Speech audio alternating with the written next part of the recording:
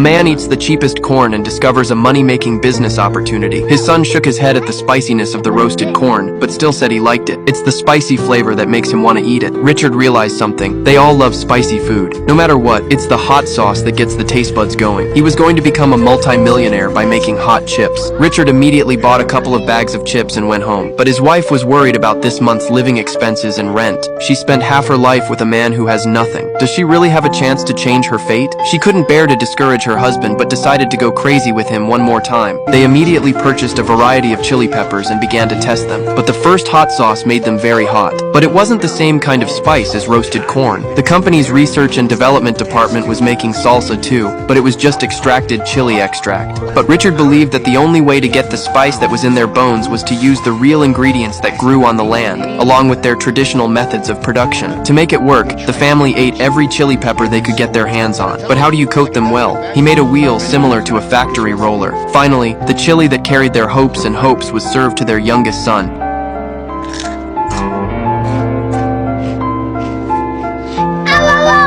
Burns good or burns bad? It burns good.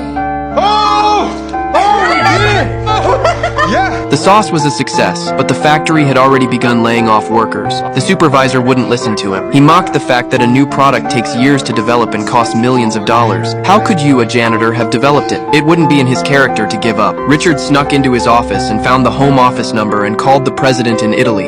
Hello, Richard. This is Roger. Mr. Enrico, thank you for taking my call. I have an idea that you need to hear.